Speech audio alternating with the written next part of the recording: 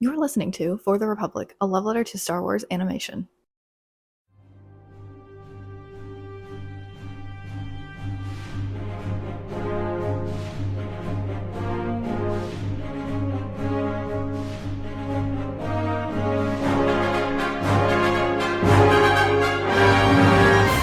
Hello there. Hello, everyone, and welcome back to For the Republic, a love letter to Star Wars animation.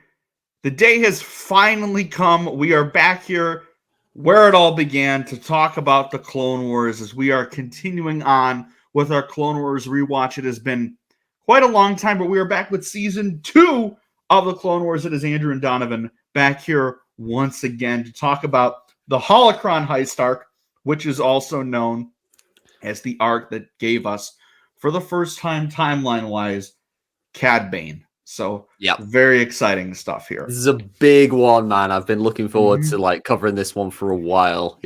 No. So, to peel back the curtain a little bit, we had the original plan was we were gonna we took a little bit of a break last spring after Mando and Bad Batch wrapped up, and we were going to come back with the Holocron Heist arc to start off our Season 2 rewatch in, I think, early July. And then all the strikes started happening. So we were like, all right, well, that's out of the question right now. We got to go to plan B. And then we've been focusing a lot on Ahsoka content, catching up on that. And then we had our year-end episode last time you saw us, where we went over our favorite stories of the year. You can go back and check out that episode on our podcast feed and our YouTube channel. You can see what topped our respective lists. But now, as we are kind of approaching the final season of the Bad Batch, let's go back to the Clone Wars and let's talk about Season 2 of this show. I have some thoughts on this arc. I overall really enjoyed it when we get to it. There's a couple things that I was like, hold on. But for the most part, I had a lot of fun watching this, even if, like we said, we originally watched the episodes back in June.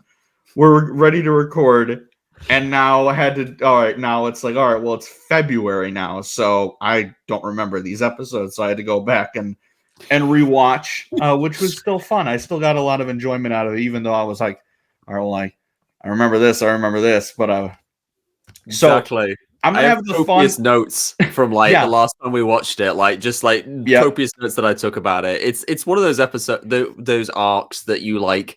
There's a lot of details and stuff that you pick up on your third watch. That's just really cool. This is the fun experiment of. I only took a few notes when I was watching last night, so the majority of what I'm going to be working off of is my notes from the summer. So that's going to be very interesting. But of course, my watch is still rather fresh in my head. But before we get into that, if you have not joined us since our last Clone Wars discussion, we brought in a new segment called the Jedi Archives. Impossible. Perhaps the archives are incomplete. This particularly appropriate this episode, really, given that literally what we're covering. we spent time in the archives because Ahsoka is on archive duty. This is our segment where we all nominate something to go into our Jedi archives, and it is voted on by you all, the viewers, on Twitter. We'll put up a Twitter poll shortly after this episode drops, and you guys get to vote on what we chose to add to the archives. So we didn't have one last episode. Last episode was a bit too much. We were like, we have the lists. We were talking about the Bad Batch trailer. So we just decided to take the episode off of the archives. However, the episode prior, Mo and I were on. We were talking about the Ahsoka characters. And what won that? None other than Jyn Cassian. So honestly, it was like I said mine, and then she said that. I'm like, well, I gotta vote for that now. So I'm not even to make it into the archives. Exactly. Yeah. So there is that. And the day we're recording this, Diego Luna posted that Andor Season 2 wrapped filming. So pretty timely. Unfortunately, however, this is also our first episode since the I hate that this is the second time in a year that we've had to do this. It's we lost a member of the Star Wars family, Carl Weathers. Yeah. You know him as Grief Karga from The Mandalorian, but so much other stuff. Most known, he was Apollo Creed in the Rocky films. He was in Predator. He was a constant force throughout his career. And it's just a tragic, tragic loss. He, of course, directed an episode of The Mandalorian Season 3. He's the man that brought us Keller and Beck in The Mandalorian, which is crazy that he's gone. And it's such a big loss right before the Mando film was going to be going into production. We all assumed that he was going to have a role in Season 4 and probably the film as well, because he's just one of those characters that he shows up for a couple episodes every season. And I believe is Mando back on Navarro at the end of Season 3? Or is it somewhere else? Okay, it's Navarro that he gets the because it's by the lava flats, I believe. That's where the new house is. But yeah, I think I agree with everything you said there about Carl Weathers. Like, we obviously he had a storied career before this, like giving birth to like one of the most famous like internet memes of all time with Arnold Schwarzenegger, and he's such a presence in films like Rocky and Predator, and as you said, just like his character Apollo Creed has just created a real legacy for that franchise, at least with the Michael B. Jordan films that follow after. And I always loved seeing him show up in Star Wars, because like whenever he appeared, you could tell that he, no matter what kind of emotion he was playing, he always gave it 100%. He always there was a real joy in how he approached Star Wars. There's that beautiful moment at Celebration where he stood up and he just thanked the fans so sincerely for just being so receptive to his character. He always just seemed like he just loved being part of this universe, and it was really great to see him get to embody this character that goes from kind of a roguish scoundrel type who's just out for money to like building a community. And actually in Series 3 we got to see him like in a sense full circle. He hadn't lost his edge, he was still as tough as ever, but he was a community leader. People banded behind him, and he was a figurehead, and that's like it was really lovely to like see him play a role like that and see what he brought to this franchise. And it's a tragic loss that he's gone. Yeah, the High Magistrate outfit gave us one of my favorite Star Wars costumes with the droids carrying his cape. Perfect. So the smallest thing we can do, like we did with Ray Stevenson, is just add Carl Weathers, our High Magistrate Grief Karga, as an honorary member of the Jedi Archives. Rest in power. You will be dearly, dearly missed. And it's just, like you said, you could just tell in his interviews how much he loved doing this and how much love went into the franchise. And I really loved his directorial efforts last season too. So it's a bummer, man. I was not expecting it when I saw it, and it hit me. I was like, I was actually in the middle of dealing with a client at work while I saw the news. Like my phone from Carl Weathers passed. I was like, how am I going to get through this now? Like it was one, and it's like a bolt from the blue. Yeah. It's a shame that we have had to do this twice since we have gone on this second season of the pod with a member of the Star Wars family. I have to add one more thing as well about him, because about his directorial abilities, because he also directed the episode, season 2 episode where Mando and Grogu go back to Navarro, and he directed one of the... He did direct that. He did, yeah, and he directed a scene that is like one of my favorite in the whole series, like entire 3-season run so far, and for me that just is it captures quintessentially what we love about that show. Like and it's the scene where at the start when the Razor Crest is like bumping through space and Din is like trying to get Grogu to like attach the wires and just like talking to him through this tiny ventilation shaft. It's so offbeat and like weird, and that special. I love that moment. He just got it. He just really communicated that. That's the essence of what we love about the show. That's the one where they like discover the weird cloning vats, isn't it? Yes, Am I thinking of the right episode? Yeah, that's the Yeah, one where they go to the base. Yeah, and oh there's like yeah, that no, that chase. was. I'm glad you reminded me that because I totally forgot he directed that episode. For whatever reason, my mind was going straight to he started in season 3 with directing the episodes. So yeah, he's been a force since the show began, and he's always going to be a member of the Star Wars family. And I know there's probably going to be some heartbreaking tribute at the end of the Mando and Grogu movie that's going to get me right here. Yeah. So rest in peace, Carl. This is the least we can do. You will be dearly missed. Now we can try to have some fun, some levity, because we got some fun stuff to talk about. Today brought us a very special thing. We had that Empire magazine tease of like, what is it going to be? What is it going to be?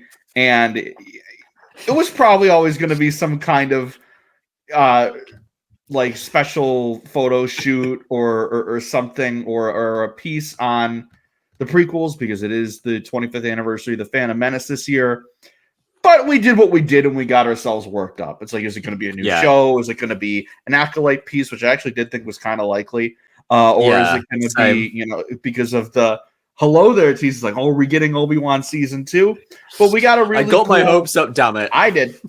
I was like, and the Star Wars TikTok account did not help. They put an edit of Obi-Wan with the caption just hello there, and I was like, wait, are they actually going to do something? And then it was this, and it's like, yes, what was I hoping for a Kenobi season 2 announcement? Yes, but I also love that they're doing a set of interviews with the cast, and we're getting these photo shoots because it's such a great way to kick off the commemoration of the Phantom Menace and the prequels. I was like, this is a special time. Did Ewan lie through his teeth again? Like, oh, yeah, I don't know if I'm coming back. Like, it did happen again. Oh, like, but and the meme that they posted afterwards of like, oh, it's season 2 of Obi-Wan, right? Quality like, memeing it's season 2, right? Quality memeing from their Twitter team for sure. Yeah, but those covers are amazing. They were my initial nominee. My nomination, however, is this picture of Hayden Christensen in the Empire magazine photo shoot. It is, I swear to God, the hardest image ever put to film. It is, not only does it invoke one of the best teaser posters of all time, which is that Phantom Menace one of little Jake Lloyd Anakin walking through Mos Espa, and then there's the Vader shadow behind him, which is just a tragedy that I don't own that poster, and that's definitely going to be something I have to change in the future. But it is just, it's the way it's shot and everything. He just looks like the coolest man alive. And I'm so glad that we're at this point.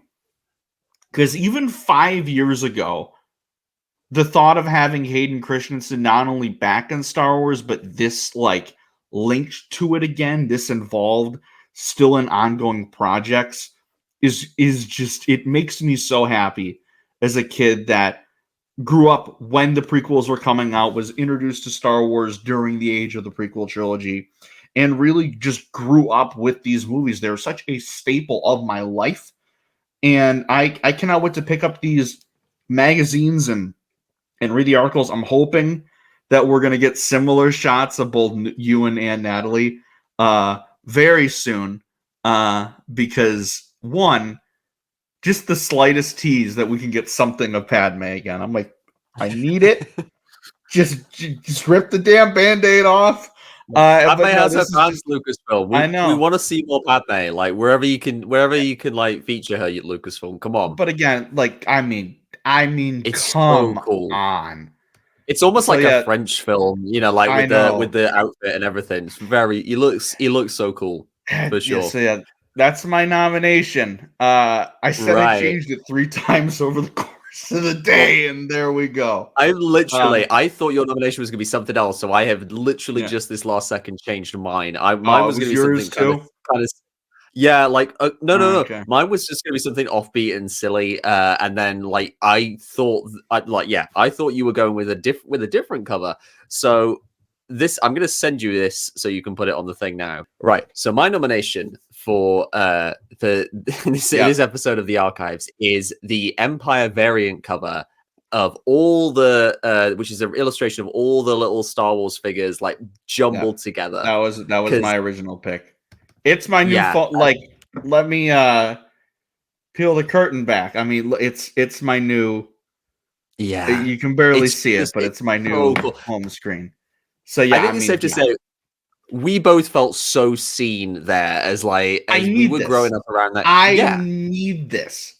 It's so great. Like the little my childhood self that grew up just collecting so many of these figures. Like I can point out figures that I had, like the Dexter Jetster, I can already see a couple. The Qui-Gon figure, the Obi-Wan, the Clone Dexter Commander, Plo Koon, a couple of the Chibi Queen Boy. Amidala's. There's a shock trooper there. Like there's such it's not just all the theme of the figures. It's the attention to detail that like the artist drawing this. And I hate that I can't like recall his name. We'll have to maybe put that in post. But like the attention to detail from this artist to get all the little like the posing and like all the little creases and like to try and just replicate all these action figures so perfectly is great. And it really just hits a specific part of my childhood soul who grew up like loving the prequels and just really being into the merch and stuff around that time. Because like prequel merch was crazy. It was everywhere. Like, you know, the Phantom Menace stuff alone was insane. And that's like for someone who didn't even like, because I was too young to understand that stuff at the time. It was only like around episode 2 and 3 that I really started to see the proliferation of like merchandise and promotion. And it was like almost all encompassing in a good way at the time. Exactly. I've talked about when we had our collection episode, how I'm trying my best to get as many of the original Revenge of the Sith line of figures as I can. I support you. And then I have quite a few of the episode 1 and episode 2 ones as well. So just seeing ones, I'm like, I have that. And I posted on Twitter after this cover came out that I would do anything to go back to that era, because I feel like as a kid, you're just like, oh, that's just what it was. But now it's like, oh man, what I would do to go back to like the Target aisles or the Toys R Us aisles during that time of right before episode 3 came out. And it's just a whole aisle of this stuff. I need it, man. I need that back in my life. I hope that someday, somehow, there can be a day where, hell, maybe with Mando and Grogu, where that happens again. And I don't just go every single time I go to Target and it's the same Return of the Jedi Lando Black Series figure on the shelf every single time. I'm like, I have that one already. I need another one. We're having a conversation like, why does no one want us? The painful thing is I go there and it's always like that Lando, like, and it goes between like Reva or a Kenobi figure or something like that. And then it's usually Greef Karga. And the day Carl Weathers passed, I was going to Target anyways after my shift. And I was like, well, I mean, I've been holding off getting it because I was waiting for them to release a season 3 one. But I'm like, well, if it's going to be there, I might as well grab it now. And that's the one day it wasn't there. It was like someone had to get it. Someone had the same idea, yeah. So that got me right there. I was like, I can't even feel happiness on this day. But no, that was so. My original pick, full transparency, was the baby Gungan from these episodes that we're going to be talking about. And then brilliant. When that variant cover dropped, I was like, okay, no, it's that. And then when the Hayden picture dropped, I was like, oh no, it's that. So those are our If there's a Ewan and like Padme, a Ewan and Natalie photo shoot that drop, we're gonna have to play rock paper scissors to decide who gets the Obi-Wan as a Padme. If those two drop, it's gonna be Hayden, Ewan, Natalie right there on that wall. I'm printing them out and I'm putting them on that wall because it needs to happen. Yeah. So those are our nominations for the Jedi Archives this week. It's like, which powerhouse is going to win? Either the Hayden Christensen Empire shoot or the Empire prequel figs variant cover. Vote. We'll have the Twitter poll up shortly after this episode drops. And now let's get into it. Let's talk the Holocron Heist.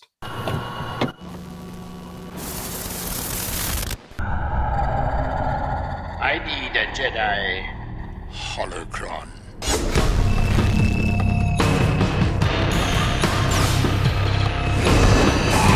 Sense deception, I do. Yes. So we start things off with the first episode of season 2. The titular episode, Holocron Heist, was directed by Justin Ridge. It was written by Paul Dini of Batman the Animated Series fame. I always forget he wrote a couple episodes of Clone Wars every time we get to that, and I'm like, holy shit, it's Paul Dini. The moral of the episode is a lesson learned is a lesson earned. And again, I just got to say, like, I was like, I missed these things is like, because it was, I feel like we did like the Ryloth arc close to a year ago. Like, it's been a while. So, because I don't think we really were able to get into much Clone Wars while Bad Batch and Mando were airing at the same time. Because it was like, we're already doing 2 episodes a week. We can't, this is going to kill us. So we start things off where I love how this episode starts, because you're like in like the tail end of a mission. You're like you're joining in like where what would be like the end of a regular episode, but we're starting off. The Jedi are like trapped on Felucia. You see Plo Koon coming in to aid with their escape. Great opening scene. We see Obi-Wan, Anakin, Ahsoka on the planet. They're trying to evacuate, but Ahsoka just does not want to leave. She is disobeying the orders. She is trying to stay because she feels like they could win. And it was what I loved is there's a moment in like this episode, and then there is a moment later on in the next episode that kind of mirrors this, where Anakin and Ahsoka both have to like stop the other from going too overboard and come to their senses and do what's best for the mission. But at this point, you really are kind of like in Ahsoka's like on her side, because you're like, oh, damn, like why couldn't they have just stayed? Like, because like they were like that close, and then the Republic gunships come in and kind of just like block the fleet. And then you get like that whole shot of the droids like closing in and the turbo tank blows up. First, I don't know if this is the first appearance of a clone turbo tank, but it was really cool to see that. And it was just, the whole sequence, as you said, is just really well done. Like, you know, just it's such a great way to like thrust us into this new season with like this epic battle with like space and like ground warfare as well. Like the stuff with Plo Koon is great. Like you feel the way the camera kind of shakes, you feel the tension, the effort it takes Plo Koon to like maneuver his starfighter and help out his clone trooper friend Warthog. First appearance of Warthog, by the way, in the Clone Wars, which is just really cool. And you've also got like, I've also got to mention the little 104th decal on the Republic gunships, the 104th gunships, because it's literally translates as Plo's Bros. It's just great. Love that. Great Easter egg. I really do adore that. It's like one of my favorite things.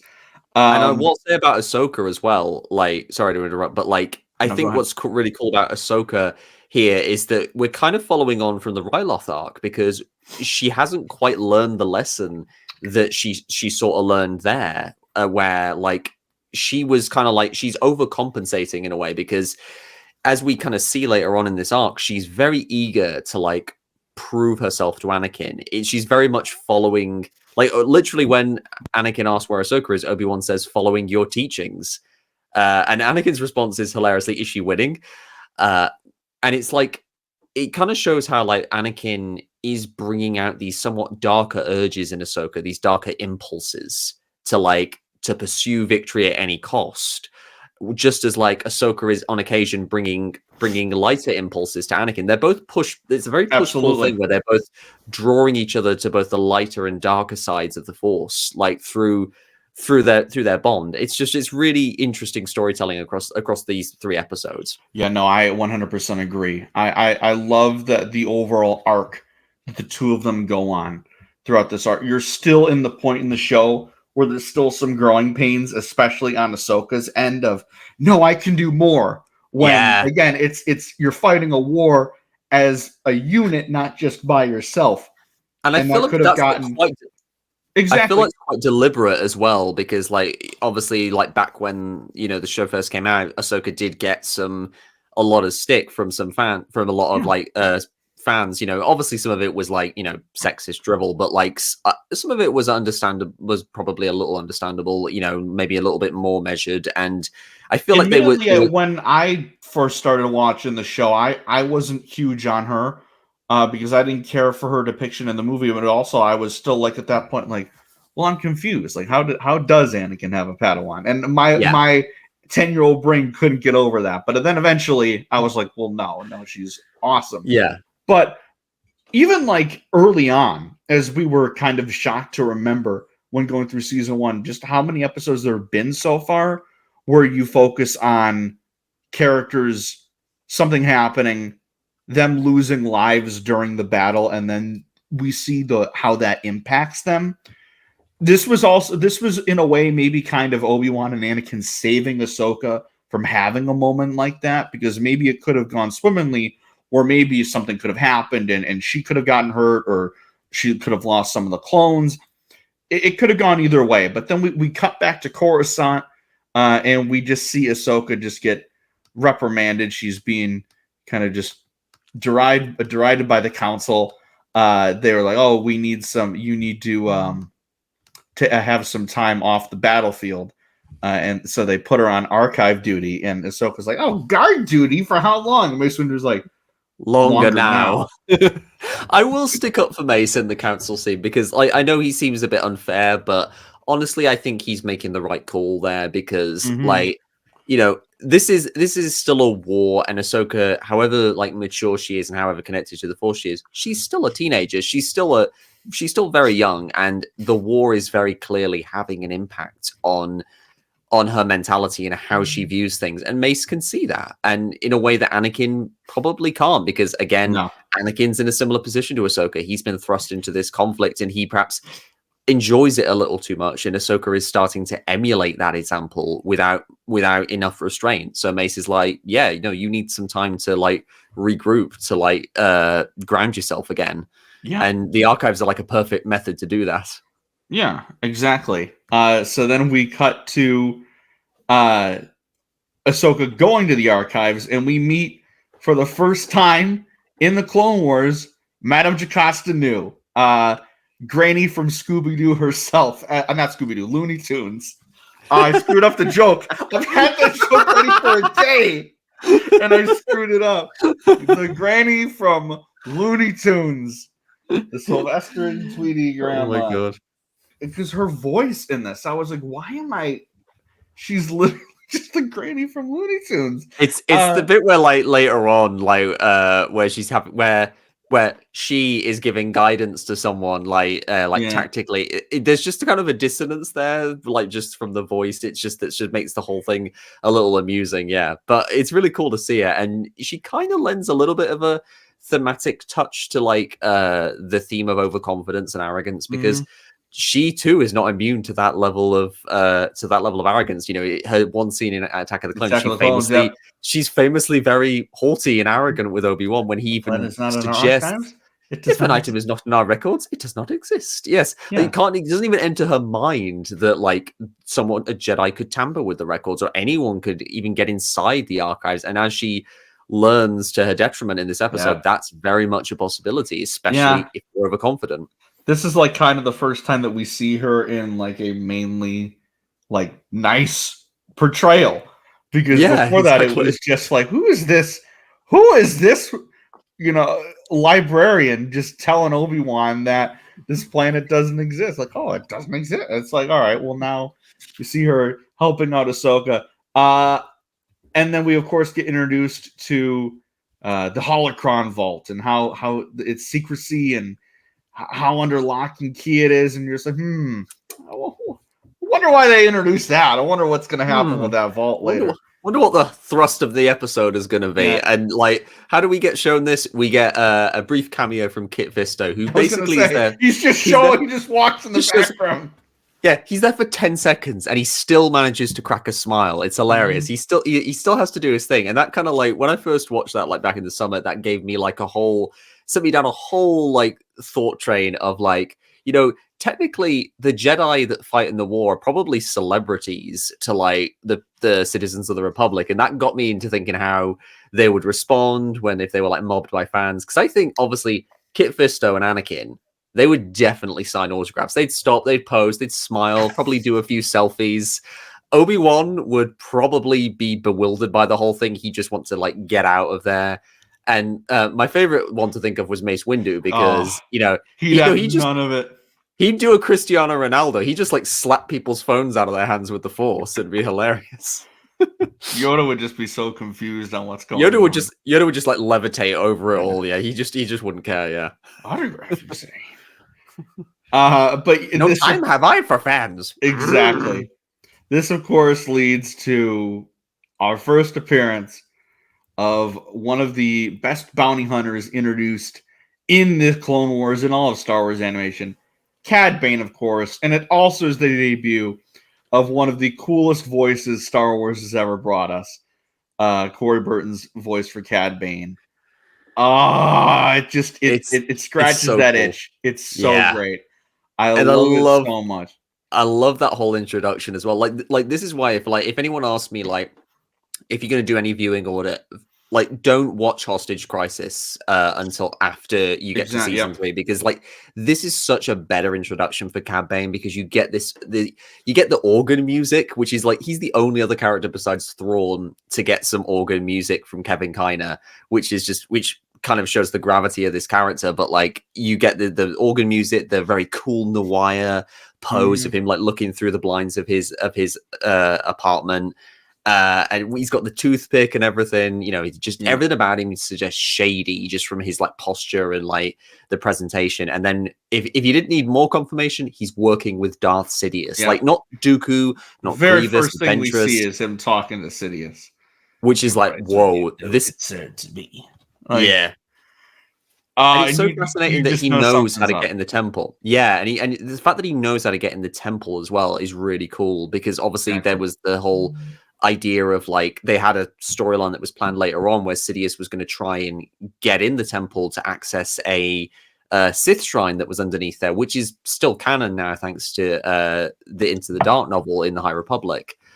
But it's just really cool to see Sidious take a more active role, really, rather than just have Dooku, because it's good to remind us as viewers that Sidious, he's not just here as Palpatine. He's also like he's got his own plans separate from like his underlings. Yeah. He's doing his own thing, which is just it's interesting. We see him; he's like the real big bad of this arc, and we see him. Just his whole plot is just truly evil. And I didn't realize, like obviously, it's they're kidnapping Force-sensitive children.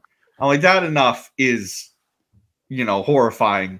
Yeah. But some of the verbiage in when we get to Children of the Force, I was like, that is.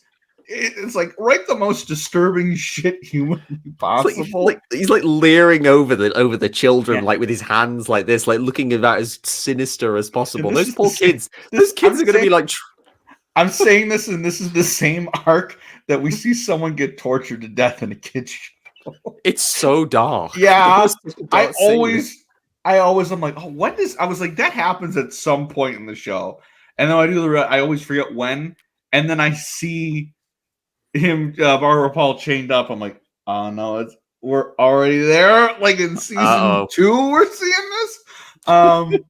But yeah, Sidious, he hires Cad Bane to steal the holocron from the temple, and this leads to a bunch of emulating a lot of cool heist movies. Like there was a lot of stuff, especially the stuff later on with Toto and Cad with the giant fans, reminded me a lot of like Mission Impossible, which I thought was really cool. But also, like we said, we get introduced to Toto 360.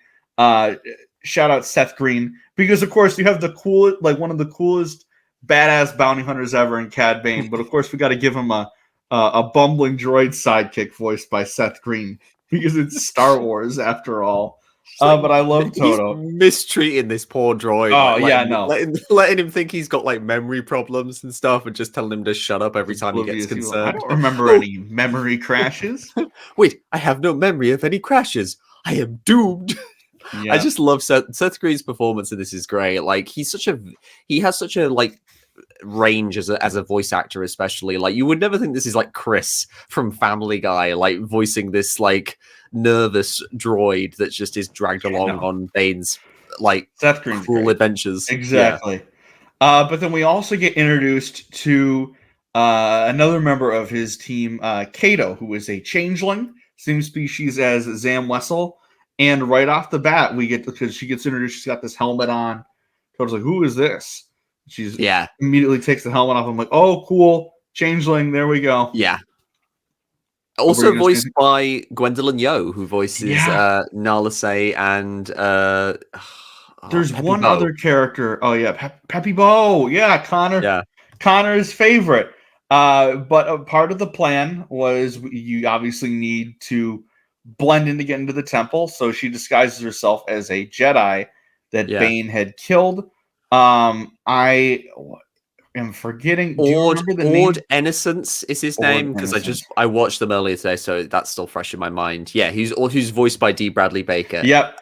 This is where I have to applaud Deanie's writing, because it's such a great bit of detail that Bane already has killed a Jedi, and they're just lying there in the corner, because it's this thing of like this is the best thing I can say about Dini is he's so good at writing bad guys, because he's able to make them entertaining and make them interesting to watch, but at the same time constantly reinforce how dangerous they are, constantly telling the viewer these are dangerous people, these are not nice people that you're with, and just like the detail of Bane just having this dead Jedi in the corner is just a great example of that. Exactly. Like aside from Ahsoka, Bane is probably the main character overall of this episode and this arc.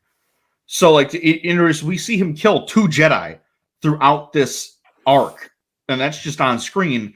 Well, this was off screen, but like we see the visual representation of it. But I just love like the transition of her like turning, like we see the transformation, which we didn't really get to see in Attack of the Clones. And we just see her start talking, and then it just transitions into D. Bradley Baker's voice. Like, oh, that will be fine. I'm like, holy shit, D. Bradley Baker! Jump scare came out of nowhere. And I do like the attention to detail both actors have, where they do a little, like they have the extended in their verbiage, like when Kato like snaps at Ahsoka whilst disguised as Ord Innocence, she still does this. Just to let you know that, like, this person is off. There's just a little something off, so you don't get fooled into thinking it's just some random Jedi. It's really good. I'm here to do my business. Let me go about my business. Yeah. Poor Ahsoka. You just feel for Ahsoka in that moment. She's being so sweet. She just wants to help, and this like grumpy, like armadillo-looking like Jedi is just an odd design that they went with for like it looks weirdly like a mustache, but it's also like weird scaling. It's just such a cool design. We should see more aliens like that for sure. No, I can't think of any off the top of my head that are like that. But again, we get to the actual infiltration scene of the temple, and the whole thing, like it plays out like you're watching an Ocean's 11 or a Mission Impossible.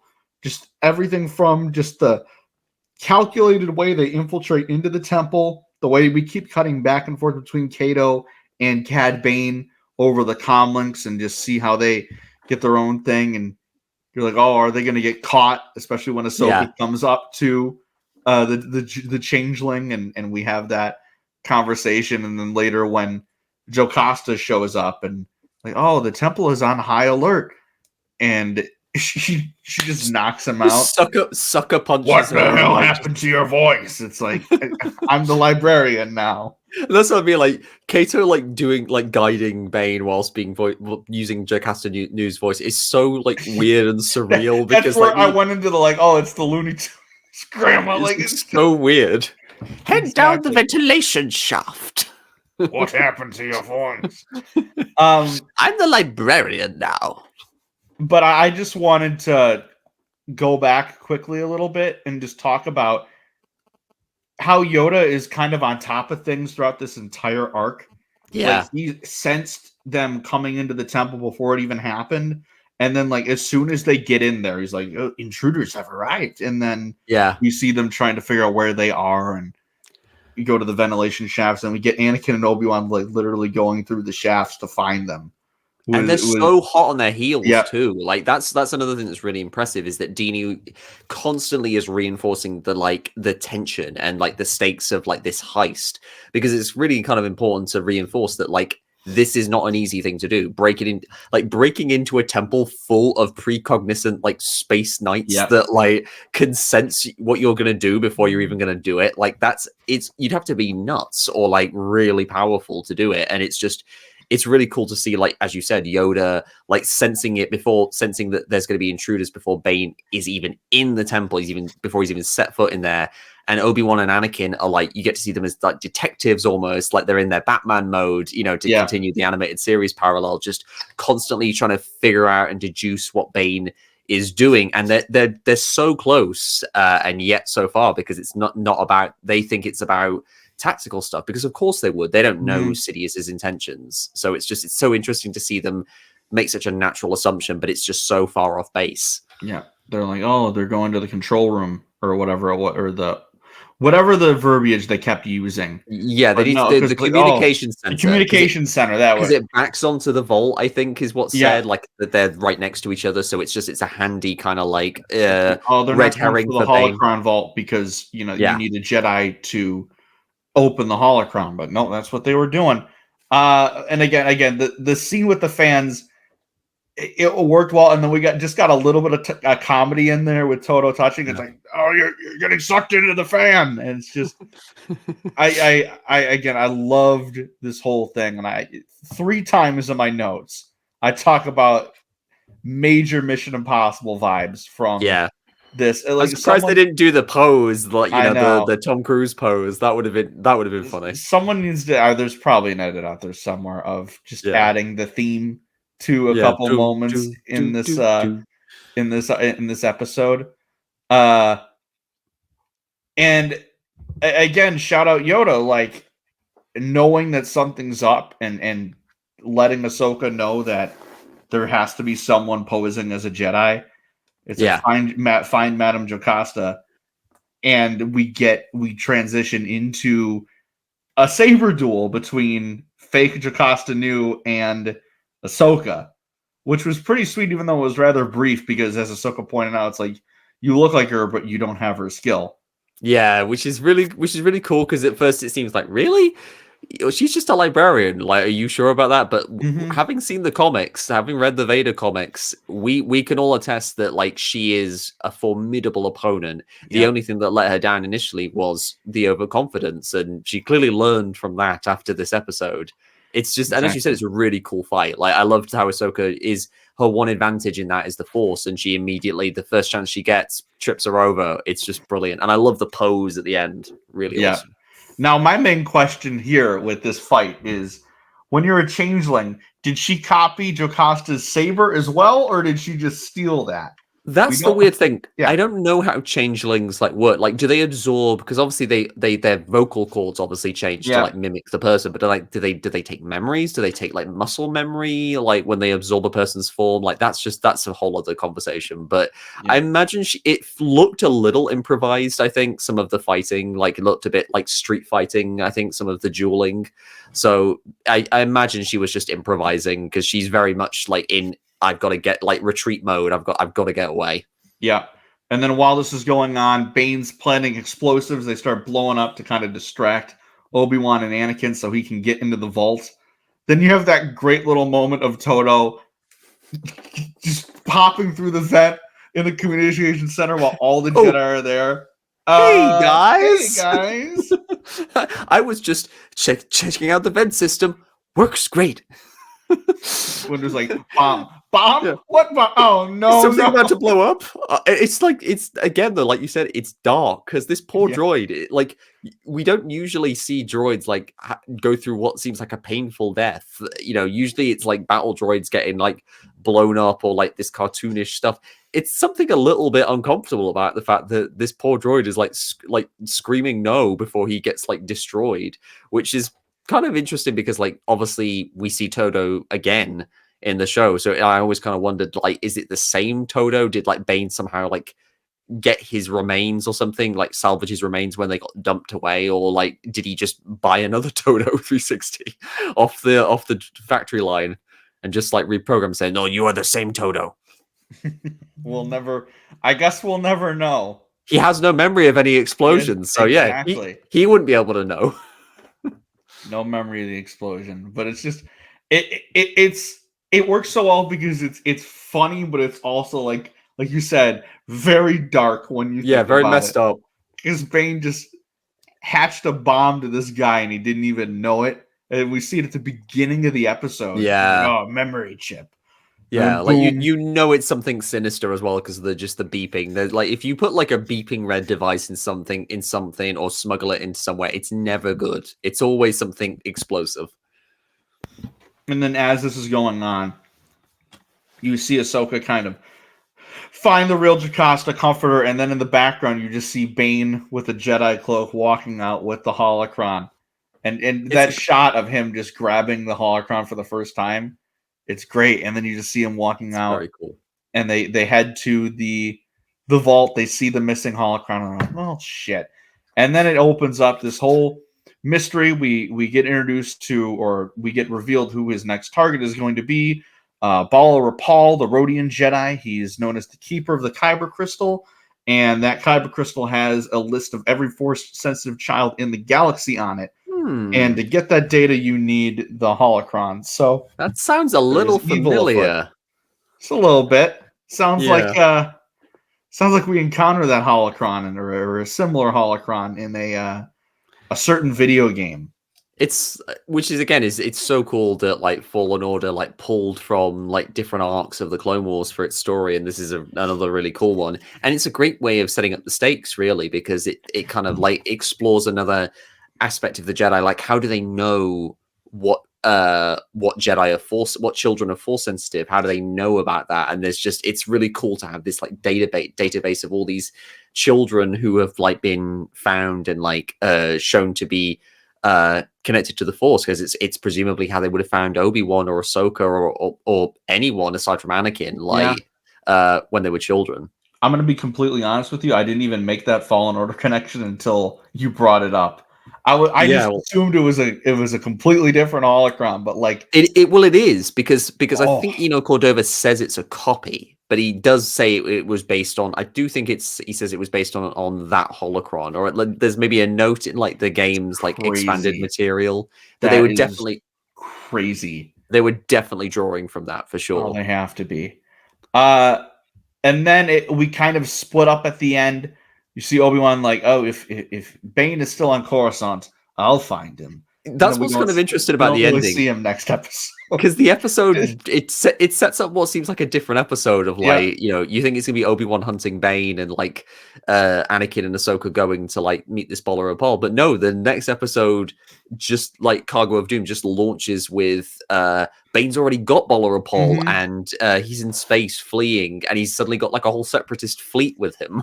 Yeah, it makes me wonder if like there was another episode planned and they just scrapped it and just made it a 3-episode arc, because it, like you said, it feels like there's a whole story in here that we don't get. But then it's also clear, just based on certain things, that Cargo of Doom was made way before Holocron Heist in production. At least the animated, we'll get to it. But the animation is notably different. Like Holocron Heist looks fantastic. The lighting, the way the shadow, there's such great attention to detail with the lighting. We mentioned Cad Bane's appearance, but there's also like that really gorgeous shot of him like dropping into the laser grid tunnel. And that the way the light just kind of cascades down from like the door, the vent that opens up. It's just really, really cool and cinematic, and it just really kind of lends a layer of kind of weight to the surroundings. It's really cool. Exactly. But overall, like you said, so Obi-Wan leaves to go to Coruscant. Ahsoka and Anakin, they're heading to find Bala Rapal. I really like this episode. It's not my favorite of the ones we've watched so far, but especially watching it again, I was like, I love the heist movie influence that spread throughout the entire episode. Getting to see like a changeling in full force, whereas we got a brief thing with Zam in Attack of the Clones, and we didn't really get to see her showcase her power besides the quick brief, and you missed it during the speeder chase on Coruscant, which took me it took me, I think, 10 years to notice that. Like every single time I watched it as a kid, I didn't notice that she changes real quick, and then it's just when she gets hit with the dart, she obviously turns into the alien. But then I just remember like 2013 or 2012, I was watching it and I was like, "What the hell was that a glitch?" And I'm like, "No, I just didn't notice it for the first 10 years of watching that movie." But again, that was cool. It was a perfect introduction of Cad Bane to me as a character, and we got to see more Jocasta in a positive light for the most part. So I can't complain. This was a great start to the arc for me. Yeah, like I agree. Like I definitely would put Holocron Heist as in my top 20 maybe of Clone Wars episodes. It's definitely one of my like personal favorites because like I watched it a whole bunch like when I was like back in 2009 when it first aired. Because it was so enthralling, and it was such a genuinely different kind of story that I was seeing in a Star Wars narrative. And Bane had made such a really good impression with this first episode. It was just really cool, and it just has such it's a very straightforward narrative, but it does it so well, and it really helps that you've got Dini here to lend it that kind of noirish feel and that kind of balance of tension and humor that he does so well. And it's great because you just go right into story's not over yet. Whereas a lot of season 1's arcs, they were connected, but they with a couple different exceptions, they felt like they're all kind of going across the same thing, but they're not direct continuations of each other, save for the Malevolence and maybe a couple of other ones. This one, it's nope, these are all focusing on this Holocron, which I really like, and we get to see a lot more of the episode arc focused storytelling that the later seasons in particular, the whole show is like that. But now we can move into Cargo of Doom, the second episode of the arc, directed by Rob Coleman, written by George Kirstick, I believe is how you pronounce it. I've seen that name before in the first season. The moral of this episode is overconfidence is the most dangerous form of carelessness, which can actually also apply to Jocasta last episode, now that I'm thinking about it. Again, like I said, this episode, I don't know why, but it looks and sounds like total shit, and I do not know why. For starters, we're back with the weird beta Clone Wars fanfare from season 1 just for this episode. It's just very clear to me that this was made with the early season 1 episodes, and they got to it here. It does feel like a season 1 episode with slightly better animation in spots, but there are just certain things like Yularen looks off to me. Anakin's face, especially the details, the whole time I'm like, there's some shots where and Cad Bane's voice it's a bit different. It doesn't have the same echoey inflection. Yeah, exactly. Yeah. There are some there's still some lines that are really, really good, especially the bit later on when he's negotiating with Anakin, just the way his voice kind of crackles. It's just very, very good. But I do agree with what you said. There's this is definitely in terms of just visual quality, it's a step back from the previous episode. But there's definitely a lot to like in terms of the plotting. It's a very quick episode. It progresses very quickly. It goes real quick, and I don't think this was ever planned to be in season 1 because again, the end of this episode directly goes into the next episode. Yeah. So it was definitely probably aired for this, but it was maybe produced earlier than the other two, and they weren't fully figured out on what they wanted Cad Bane to sound like, because we had that with Obi-Wan in the first season and with Anakin. The inflection and the cadence that Matt Lanner and James Arnold Taylor used was different in the first couple episodes compared to what we kind of know them from later on. But like we said, we see you spend the last 2 minutes of the last episode talking about Bolo Rapal, talking about how he's the keeper of the crystal. We're gonna have to see Bane capture him, and then the episode starts, and it did happen, but it happened off screen. So right away, he's imprisoned. He's got the crystal. We missed the whole thing. So I'm like, again, did they scrap an episode in this arc? It's so odd. Yeah, how that is structured.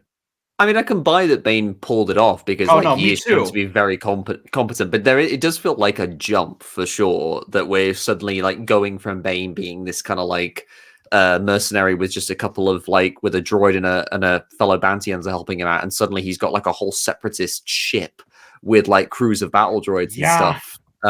Which it all makes sense in the narrative and stuff, and it is very funny to hear him interact with Newt Gunray, who's grumbling about the fact that his resources are going to waste, whereas Cad Bane just could not give two shits about Newt Gunray because he knows Sidious has him covered. It's just there's something very amusing about that dynamic of Bane just being oh yeah, you'll get your money and I'll do what I want with your crap.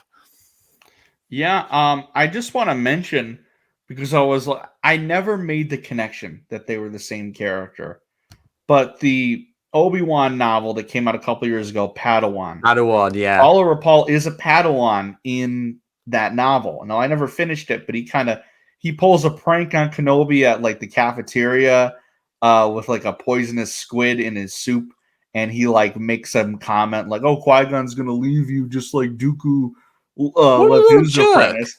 So with that, Alex Damon made a short about it the other day. Yeah, I saw it. I made the connection for the first time. That was the same fucking guy. So when this happens, it's this is dark, but you were mean to my guy. So, but it's they've written that book years later, partly to kind of go, you know what? Don't feel too sorry for this one Jedi. Sorry for this guy. To death. I mean, it's still brutal as hell, and I suppose maybe he did at least mature, as he got older, because he absolutely refuses to give. Even though he knows he's going to die, he just refuses to give Bane the holocron, and it's very, it's for a kid show this is a very dark scene. It is the darkest scene we've had so far. The hand just going limp, the body dropping to the floor, and even we see a man get electrocuted to death. It's even the battle droid is unnerved by it. The battle droid's voice just dips. Mm-hmm. He is no longer functioning. That's something eerie about the battle droid's voice. Yeah, the sing-song voice just kind of goes very low, very even the battle droid is sad and a little bit uncomfortable with just the sheer morbidness of what we witnessed of Bane just torturing this Jedi to death kind of pointlessly. It's just why did he need to do that? Exactly. It's now we can't open it. So it's now I need a new Jedi. And it's kind of a thing about Bane is that one thing I kind of love about him as a character is that he is such a ruthless, sadistic prick of a villain.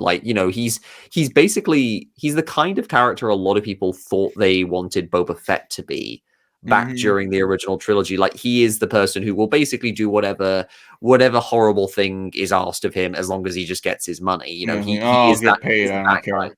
Yeah, snatching. He has that very brief moment in the next episode where he's "Oh, that's dark even for you, kidnapping kids." But then he's whatever, as long as I get paid.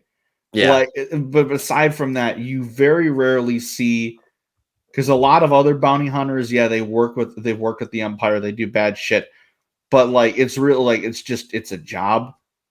Some of them are I guess evil characters, but some of them are just again, it's just a job.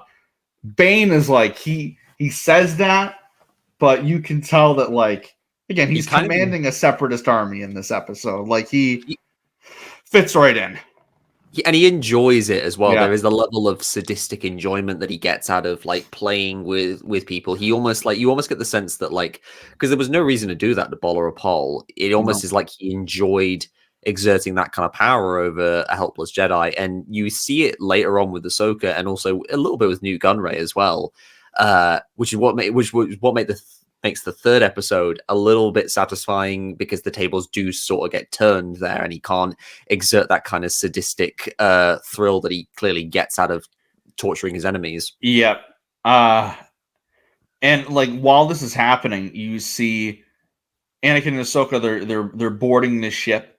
They have that really cool thing of them using the walkers to transport the clones to the ship. Like you see that moment where Yularen's just getting pissy with them, and then he comes back down. It's like, oh, General Skywalker, I was seeing if I could help. And he's like, yeah, can we activate these walkers? Like, you're not thinking. It's like, of all the Jedi, why did I get stuck with Skywalker? It's so cranky, this episode. It's really amusing to see Yularen be this cranky, but it's like, you know what? I'd buy it after like a season of dealing with Anakin's behavior. He would be gonna get, his nerves would be pretty frayed by that point. But yeah, Exactly. the Walkers thing is super creative as well. There's a couple shots where I'm like, it looks weird, but then like the concept of it is great. It's like they saw the asteroid walker strategy move in Downfall of a Droid and thought, what if we do this, but it's in a good episode of the Clone Wars? You see, here's the thing: is I already forgot that happened. I already was like, oh shit! Like they're doing this. Like that's so creative. Like, hell yeah! And I'm like, oh yeah, that did happen in the stubby episode. Oh no. But yeah, no, again, we see a character get tortured to death. Kid show my ass. Like he's literally, you see him die. Like they don't cut away. You see the life just drain from his eyes. Like you hear like D. Bradley Baker giving this like really painful, like guttural, like pained noise, and then dropping to the floor. Just limply, and then there's that sad scene of like Ahsoka. Like my heart breaks a little hearing Ashley Eckstein's voice, like when she says, "Master, I found him," and like just the look on her face. It's a really heart wrenching thing. Gives me High Republic vibes, to be honest. Reminds me of like how the pain of losing Jedi in those stories. It's very similar. Yep. Yeah. No, it's just I can't even imagine. Like being you're a parent, your 7-year-old kid turns this episode on, you're watching. It's like, oh, what are you watching? So it's like, oh, the new Clone Wars. It's like, oh, cool. And you see that cool. scene. Like, what the hell? Like, what the hell's going on? All right, Bobby, you're we're gonna watch something else today. I'm not sure you should watch this like show with this guy's getting tortured to death. Yeah, maybe I don't think you can watch this show anymore. Yeah. But we then cut to like a bit where because they get in, don't they? Anakin and Ahsoka and Rex and the troops, and they're like going through the hallway, and we get one of my like all-time favorite recurring gags in any Star Wars material. Like they can put this gag in as many Star Wars like shows, comics, films. I don't care. It's always going to be funny to me because of the fact that it originated from like a little like on-set goof. It's great. Like Rex just like walking in, banging his helmet, and they all just like switch to night vision. It's great. And great. This comes to a point I wrote in my notes where I wrote, Cad Bane is a messy bitch that lives for drama. I have spoken. Yeah, because he runs dramatically through the hallway and just like, leads. What a shot! Like leads them all into the like hangar where the droids are, just to say, look at the surprise I have prepared for you, Jedi. It's like you are so dramatic. It's hilarious. Also need to point out that we get a different Ahsoka costume in this episode, and I don't know why they didn't just go with that for the rest of the season. I love the red space so man. Much better than the goddamn tube top. I just thought it was a regular costume, like because Anakin's not got this, because they obviously like they're saving assets and stuff like this early in the season, so it's just a helmet over Anakin. But I thought it was just like new costume for Ahsoka because obviously she can't wear the tube top in space. That's not how it works. Sorry, George. That's but not like That's not you how know, there is stuff works. You know, like I know what you've said about like oxygen in space and stuff, but like, you know, we've got to keep it a little bit real. Yeah, a little no, bit with but space stuff. because she We've wears gotta have it some here and then tension. she wears it for like the first bit of the next episode. And I'm just like, just Yeah. keep it. It looks Just keep the so red much outfit. better. It's so cool, and it just so really much- and it's really striking with the green saber with as the well. green saber, exactly. Yeah. I was just gonna put like there's a couple moments, especially in the Bane fight, where she poses with it. Yeah. And I'm Yeah, like, it oh, looks- that looks so much better. Yeah, that's one of the images I go to. Like I go to in my mind when I think of Ahsoka in the Clone Wars. It's just a really striking image in the hallway. But there's the whole fight where Bane turns off the anti-gravity. Oh, the anti-grav fight. It's so like, cool. Boys, you were trained for this. It's like you were trained Yeah. for this specific moment. Sweet, but you like literally see him like attached to the ceiling, attached like metal points. Oh, the clone with the turret with the machine gun. Yeah. Walking across the ceiling is the coolest thing. Yeah, it's like mowing down droids left, right, and center. And then he just catches the explosive pellets that fire from the cannons, and then you just become aware, oh shit, this could get really bad if they so much as hit one of those things.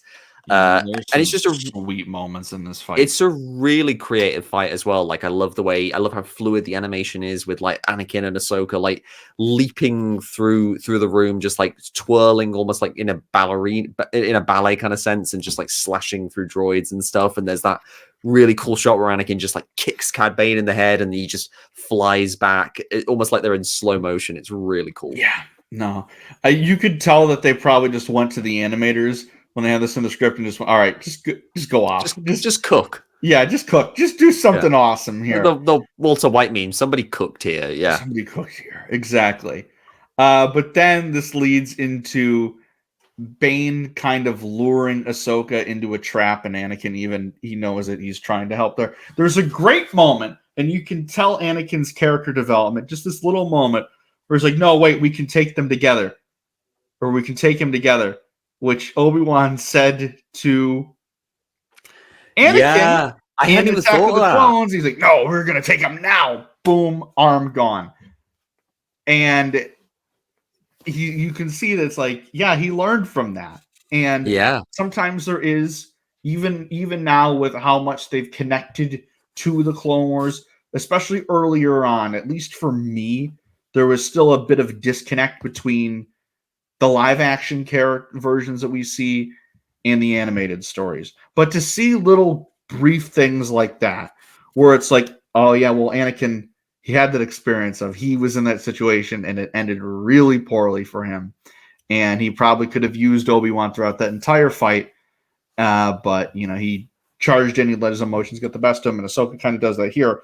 But Bane, you know, Ahsoka is Bane is cornered by Ahsoka, and you get you're not much of a challenge, youngling. And then she just immediately just kicks the shit out of him, which is so satisfying. It's such a fast-paced fight as well. Like I just love the like reversal. Bane kicks the lightsaber out of her hand, and she just immediately like kung fu slams him to the floor. She would have won, and that's what's really a really great detail. She goes to grab the saber, and she gloats and goes, "I'm not impressed." And Bane just like seizes the opportunity and electrocutes her, which is it's really hard to watch because we by this point we've really grown to like Ahsoka, so it's hard to watch a sadistic villain like Bane just like torture her and just like it's uncomfortable, and it's just really well done, and it just feels like a really a growing moment for Ahsoka where she has to reckon with the overconfidence, and it is also an overconfidence that is stemmed from trying to impress her master, from trying to emulate Anakin's behavior. And so what's really cool is how you see Anakin once again, like in the Ryloth arc, reckoning with the fact that his behavior, his reckless devil may care attitude as a Jedi, as a war hero, is trickling down to his Padawan and affecting the way she behaves, because like she's trying to be like him, but she's not quite like him. She has impulses that pull her back to the light, and the more she tries to emulate him, we see the more she starts to like backslide and make mistakes that almost get her killed. It's a really interesting like it's a really interesting arc to kind of do over these 3 episodes, and it's more serialized as well. They don't have a just like learn a lesson or like say something to Anakin at the end of Holocron Heist. They're confident enough at this point to let her issues from that episode flow into this one. It's really cool to see that kind of storytelling take root here. I really enjoy how you can just see the evolution of how they're telling the stories in this show, even when they haven't fully committed to it yet. But because there still are quite a bit of standalone-esque episodes in season 2, and season 3 is when you kind of really go into it's all arcs from this point forward. But again, I really like it, and again, there's that great moment where Anakin and Yularen are just going back up. It's like, oh, the ship is exploding. It's like, I don't have anything. It's like, oh, how did I get stuck with Skywalker? And it's like, it's like that one battle droid that like kicked the whole thing off, just going like slapstick movie, just like shooting the thing. And that's just a funny little touch, really. I wrote in my notes, I said, don't worry, Yularen, you still have 6 more seasons worth of this to get through. So it doesn't stop from there. We also just get a really just casually gruesome moment, which was Bane just ripping the Padawan braid out of Ahsoka's skull. It just happened so quick, but you're like, oh, that had to have hurt really bad. There's just and again, it's a sadistic thing of him just wanting a kind of trophy almost of like having bested this effectively this child who who dared to stand up to him. And I do love Ahsoka's defiance though in the scene of like him trying to throw her line back at her, and she still is like, nah, I'm not impressed by you. I don't find you impressive. But she is shaken by the experience, and it is hard to watch. Like when Bane just electrocutes her again to try and draw Anakin near. It's uncomfortable, and it really does make you go, oh, I just want Anakin to like get this guy. He's such an asshole. Mm-hmm. No, definitely. And then you like cut to Anakin just like marching, like verging on Vader mode. He's already kind of. You want to talk about hallway scenes? Here we go. It's like, oh no, there's a Jedi. There's 3 of us and only 1 of him. It won't matter. It's great. Poor droid. That you one battle I don't droid even knows think you see any of them get like. No, killed. You just hear it, and like just hit Matthew Wood like making death noises. Yeah, he looks very unhappy. It's great, but again, you get a great moment where Anakin won't let Bane kill Ahsoka because it's like, oh, I'm gonna open this airlock, and she's going to get sucked out into the vacuum of space where you can't wear a tube top, and you just see like, oh no. I surrender. I'll open the holocron. There's a great line. It's like, we'll worry about the holocron later. I can't let you die.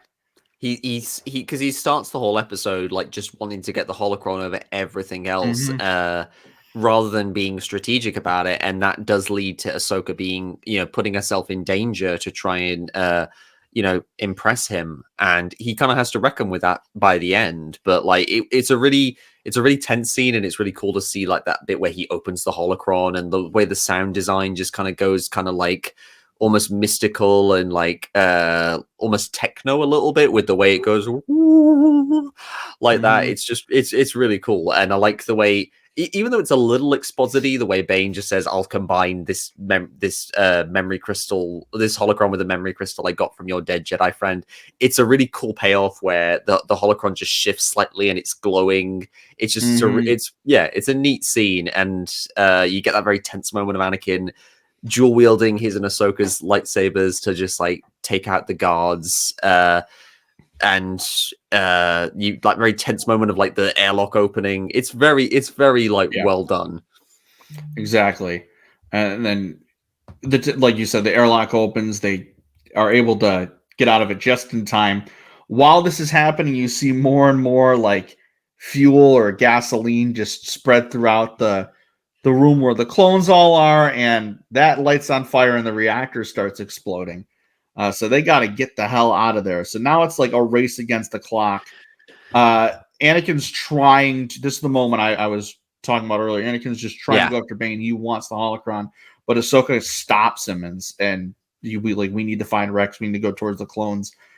Just kind of like a reversal of Ahsoka at the beginning of Holocron Heist, wanting to go forward with the battle, but Anakin has to stop her from getting in her own way. And because Anakin could have died doing that. He could have gotten stuck on the ship and the ship would have exploded. And it's great evolution in their relationship. And it's a really good illustration. Yeah, it's a great, I agree with what you just said. It's a great illustration of like their whole dynamic and how, while they do bring out somewhat occasionally darker impulses in each other, they are quite good for each other as a master and Padawan, because they are able to pull each other back from the brink. Ahsoka is able to get Anakin to listen occasionally in a way that maybe Obi-Wan might not have been able to. And Anakin is able to do the same for Ahsoka in a lot of respects. And so it's a really nice kind of like conclusion to this like section of their arc. And then as for Bane, obviously, he then encounters Denal, who we previously met in the Downfall arc, Downfall of a Droid, with that other clone trooper. Yeah, and it's like you think Denal was going to be like a recurring trooper after that, but it's not to be, because like even watching it like back as like a 14-year-old, the minute I saw like what looked like Denal blasting Cad Bane off a balcony, I was like, "There's no way that's Cad Bane." No. He's switched outfits somehow. I mean, very impressive of Bane, I must say. Especially after he has the convo with, it's like, "No, Viceroy, I have my own plan of escape." Yeah, I have a question. I have a question, because maybe I'm missing something. So the last time we saw Gunray, he was like arrested. So isn't he still supposed to be in New Republic prison at this point? Ventress got him out. Like that was Cloak of Darkness. Like Ventress got him out. No, you're right. Yep. And then Lair of Grievous had the misdirect where you think Kit Fisto's going to get him, but it's like it's a hologram, and they wind up in Grievous's lair. Yeah. Oh, so you're totally right. I totally forgot about that. I mean, this is not the first time he's been arrested. He's been arrested a bunch because he's such a little weasel of a character. Exactly. But again, the way this ends, this whole episode, I'm pretty, they think Bane's dead, but Anakin's like, it's weird, like Bane is dead, but I still feel him. Yeah. Well, I got bad news for you. Bane must have been sweating bullets in that shuttle ride back to the ship, like, trying to just like blend in, like the minute the clones, like one of the clones just like says, "Oh, hey Denal, how you doing? 99, nice touch." Like, oh damn, he knows about that one too. That's crazy. Yeah. That'll help me blend in. And then Anakin and Yularen again, it's like, did you get the holocron? No. Did you get Bane? No. I won. That's all that meant. That's such an Anakin line. Like, just kudos to the writer for getting such a perfect Anakin. Oh, if by success you mean I won, if by success you mean I won, then yes. It's so Anakin. It's so infuriating, but so perfectly Anakin. And I just love watching Yularen just like grumble and like walk away. It's hilarious. Mm-hmm. But then we end off. We get just a little Anakin and Ahsoka moment to end the episode. She's sad about the mission failing, but Anakin's like, no, it was my fault. We lost the holocron, but it's at least Bane is gone. Yeah. Or so we think.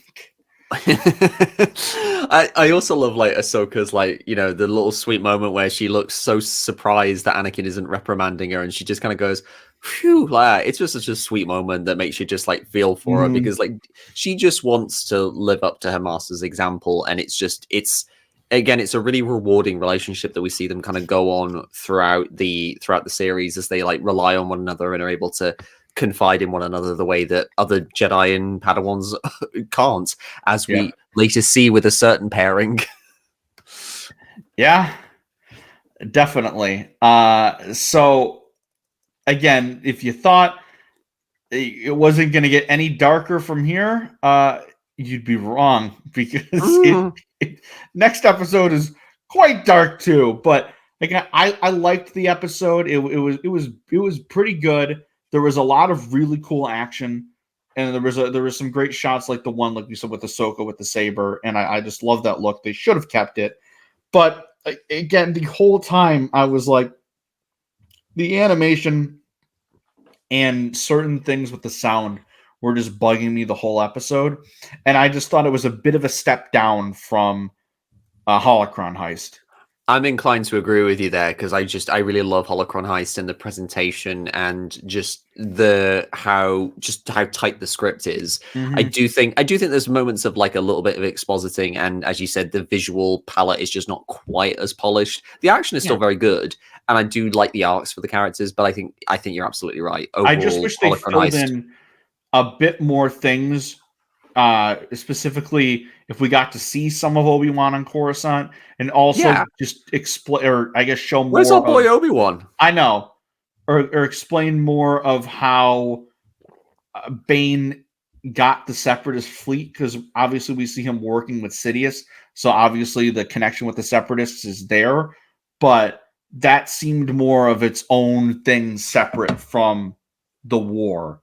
It felt very Sith Lord heavy. So I would have maybe liked just one quick scene being like, "Oh, thank you, Viceroy, for loaning me your troops." Like something like that. Yeah, just a little bit of exposition. Yeah, because it's like for such an episode that has like such awkward exposition in places, that's a little weird that's the one bit that's Jedi I killed for a dead Jedi friend. But yeah, I think it's the perfect time for us to like move on to the third episode, which is Children of the Force. Is Children of the Force is the third episode. It's directed by Brian Kalin O'Connell, written by Henry Gilroy, longtime Star Wars animation writer, and Wendy Miracle. The moral is the first step to correcting a mistake is patience. And the first thing I have is, thank God we're back to the regular fanfare. Please stop doing this. My OCD cannot take it anymore. I can't tell you just how much, for whatever reason, like if it changes from like episode to episode, it bothers me. It's discordant for sure. Yeah, like we should hopefully be out of the woods for that now. Hopefully, I think. No, I think so. But no, like again, we start right at the end of last episode, and we go like into Denal walking off. Yep. Yeah, well, we think it's Denal, and then like Ahsoka again being kind, just like walks over to Cat to thinking she's like checking on Denal. You realize he's injured, and then the moment Anakin comes out of the shuttle, like calling to Ahsoka, Denal just like punches her in the gut and runs off, which is like, that's 2 for 2 for poor Ahsoka, like just going over trying to be nice, and she just gets like either given the brush off or just like punched. It's just brutal. She's having a tough time. This arc is Ahsoka. Oh yeah, no, 100%. She's having it's getting to her.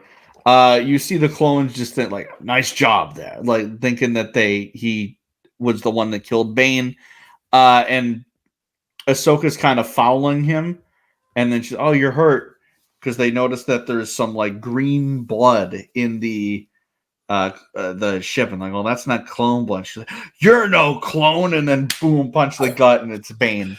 It's like, we knew it, just like, but knocks a load of clone troopers out of the way and steals a fighter, and Anakin just knocks the helmet off just in the nick of time. But Bane sadly gets away because like Yularen's too busy going, "Oh, what could possibly have transpired since I last spoke to you? Never mind that. Just get on with that."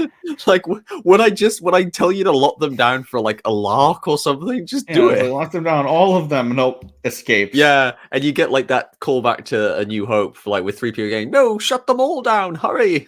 I appreciate that. Again, there's that, and then there's a little Easter egg later in this episode with Mace Windu that I loved, especially around the time that I watched it last time, because that's when I was watching or rewatching a certain other film series in the lead to a movie, which we'll get into. So yeah, Bane escapes.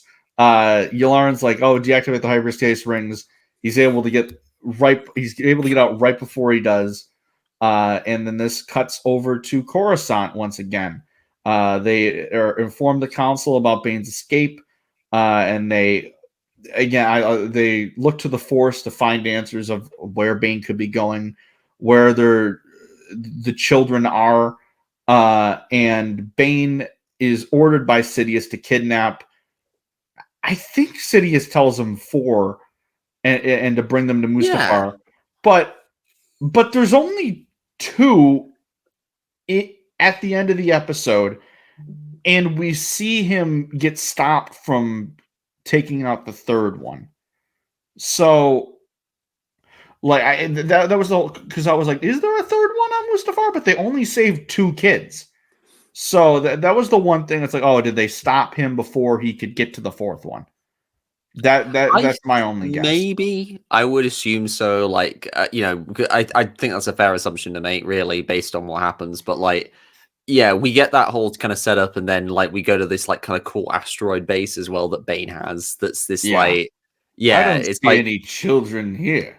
Yeah. But like that leads me to like another like little observation of like Bane is Bane's wardrobe just kind of like Marge Simpson's, like where he's just got like 5 different versions of the same outfit. Like he's got the hat. Like I buy the hat because I know we all know how Bane loves the hat. He loves to have a big hat. Like he'll kill a person for wearing a hat like that, so he can have it. Like, but it's just the fact that he's got the whole outfit, like the breather thing, the coat. It's just kind of hilarious, given that he had to leave it on the frigate. Yeah, exactly. Like Sidious is like calling. He's like, "Just a minute. I need to get my look on. I need to get my look on. I got to get the coat." But we then go to honestly what is one of my favorite scenes of the early portions of the show, which is Mace, Anakin, Yoda, and Obi-Wan all meditating and sensing the children through the Force. Yeah. I just love how it showed the details of the Jedi's connection to the Force. Yeah. I loved it. I loved how they're looking there. They're able to sense the kids. Yoda senses the Rodian. Mace senses something on Glee Sam. I wonder if that kid's going to end up playing a Valicord at some point. And then Anakin with... I always find it so weird that the 2 characters we know are from that planet are Kit Fisto and freaking Tobias Beckett. It's like they're not the same species. It's like, but they're both from that planet. So it's like, all right. So the Valicord are not a Notolan instrument, and that's why it's such a challenge for like Beckett to learn to play that Valicord. But I love that Anakin. Of course, Anakin went to Naboo. Of course, Naboo. Yeah, and like I love that when they get there later on, like he just tells Ahsoka to go on to the Gungan village, and he'll just like suspiciously stay behind with Typho. You know that the minute Ahsoka left, Anakin just turns to Typho and goes, "So how's Padme? Yeah, like is she safe? Is she safe? Is she all right?" Exactly. Just I don't know what it is about this scene that I'm enamored with it. I don't know why. I mean, it's a great scene, just the way it's structured and everything. And I guess just something about seeing these 4 characters working together to find the same thing, I love. But it's just, you get to see like, oh, who are the 4 main Jedi, I guess, associated with strength in the Force and with the Clone Wars era. It would be probably these 4 and Ahsoka as well. But to see them do this and to see... It reminded me a lot of how the High Republic established that Jedi sense the Force in different ways. Like with Avar Kriss, it's a song. With Elzar, it's a vast ocean. You got glimpses of that where they all kind of go straight to something where Yoda is able to sense, like we said, Rhodia. Anakin goes to Naboo, but what do you know? There's a kid there. It's like, oh, I know this planet. There's an ocean, Naboo. And you can tell Obi-Wan was probably like, oh, what else? Like nudging him, like, oh, what else is there, Anakin? What else is there? What do you like it there? What else could you possibly be thinking of when your mind goes to Naboo, Anakin? Like, what possibly could be popping up in there? But there's obviously we go to Rhodia first with Obi-Wan, who's finally back here. Yay, more Obi-Wan. And we see Cad Bane again, like wearing the Jedi robe, looking which is kind of a sick look for him. He looks kind of badass with the robe, I must admit. And again, you got a really dark scene of him basically hypnotizing a poor mother into giving up her infant baby to him. And then you've like got that scene, that very weird scene of Obi-Wan like getting to the door and like the mother's just like trying to turn him away, thinking he's an imposter, and Obi-Wan has to like force script the blaster away. My favorite bit about the scene is the fact that Cad Bane waited for Obi-Wan to turn around and see him before he Jedi. He could have just taken off. He could have already been gone. But no, he had to be the dramatic bitch that he is, and he had to stand there and just wait for Obi-Wan to notice him before he could take off like, I've got your baby. What are you gonna do? It's like, a Jedi do not carry a blaster. And Obi-Wan. Yeah. Oh, how times will change for you in your own show. Like a good like 10 years later. It's just a little bit. So just a little bit. But yeah, he gets there right as he makes a good gift, but he fails. He is unable to save the kid. And there's like an shucks, like fist like punch in the air as he gets away. But yeah, and then we get to go to Naboo, which is really cool, and see a Gungan a Gungan city. I love the design of the Gungan cities. It's so cool and such a different, unique design for Star Wars. Like it's why I just love the Gungans. Aside from Jar Jar, they've just got such a unique like look and feeling of architecture within the galaxy. And we see a baby Gungan, which is the cutest thing. Oh, like, really? My God. Like that would give like for all the people who are like Nubs Nation, I think if you put a Jedi baby Gungan, that would give Nubs and Grogu a run for their money. It's like, forget Grogu, forget Nubs, forget Rada. Let me introduce you to this. Aww. It's the cutest, and the shot in the episode where it's just the baby Gungan smiling. So according to Wikipedia, this youngling's name is Ruru Page, and she's a female a Force-sensitive baby girl Gungan who Cad Bane tries to steal, but is stopped by Anakin Skywalker. And we get, of course, a Typho cameo. We get this like really like it. He looks cool, even though he's pretty much just a Captain Tarpal's like reskin, but he's blue. Yeah, it's like Tarpal's model, but he still like looks like cool. I'm like, oh, who's this? And then Ahsoka's like, go with the Gungan, Ahsoka. Yeah, like, just go with the random Gungan. He'll go with the Gungan. Go with the Gungan. He's on the level. Also, did you notice that like there was a Lula in the cot when Cad Bane like pulls the blanket up? Yeah. Like if that had been done like a year later, like Wrecker would have just come in and gone, oh my God, what is that? What is that? Why are you using my Lula for something like this? She's precious. Yeah, but it's because it's a trap, and Ahsoka just bursts out of the like closet, I guess, and just like faces down with Cad Bane, and then that also turns out to be a trap because of course Bane just flees like the dramatic bitch that he is, and then Anakin just pounces on him from above, knocks him to the floor, and then I love that when he lands, Ahsoka is just already there with the lightsaber, and she gets to take the Padawan braid back. It's so satisfying, incredibly satisfying. And I love that she says, I think I've earned the right to wear this again. Like it's just it's a nice little full circle moment for her arc of like, you know, she's been tested and she's emerged like stronger and wiser for it. And you get a nice little visual signifier of that. And I love her, like, and like you said, I love her, like, just interacting with the child, making little faces at the Gungan kid. It's adorable. The one I wanted to point this out is like the early portion of this episode specifically. And you could say that about every episode in this arc, but this episode in particular really felt like a race against time. Like we need to hurry. We need to get to these kids before the Sith do. Or it could be really bad because we do not want this list falling into the wrong hands, or some really bad stuff could happen. But I love that Gungan so much, and it just reminds me like we need more Gungan Jedi. Like what are we doing? Like there's two Gungans in the High Republic that I remember. There's the Professor. But I don't think he was a Jedi, and then there's Wet Bub.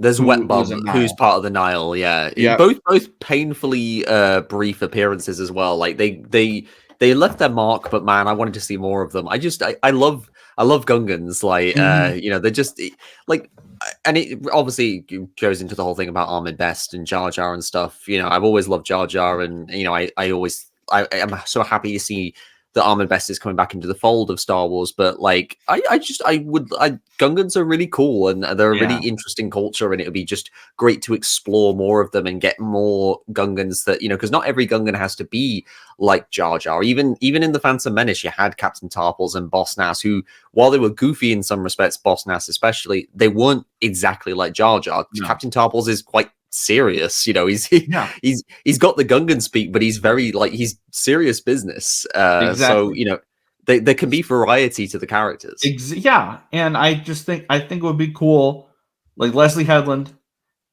I'm manifesting this 25th anniversary of the Phantom Menace.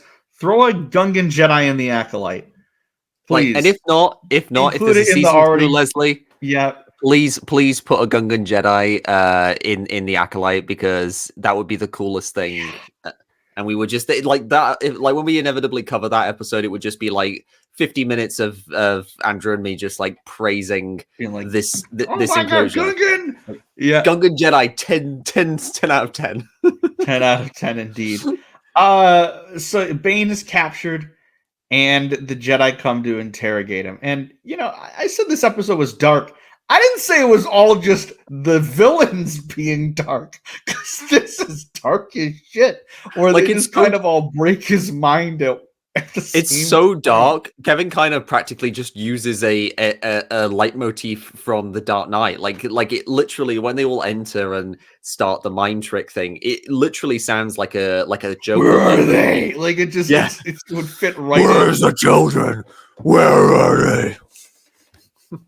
Yeah, this is great. Yeah, but it's like you said, that it is a dark path for the Jedi to go down, and you get that moment of Ahsoka looking genuinely concerned, because even though it was her idea, to see it actually implemented, it's very menacing. And I love how it escalates with each of their voices just merging together, and then Mace just joining at the end, and the way they just there's that increasing pressure, and how Bane is just he almost succumbs to it, and then he just starts writhing in agony. It's both a little satisfying somewhat, because of the fact that he's been so sadistic to other characters throughout the previous two episodes. So there is a degree of satisfaction of watching him kind of deal with his own kind of with have the tables turned on him. But it's also disturbing, because you're like, wow, they're basically torturing him at this point to try and get information out. It's a slippery slope for the Jedi.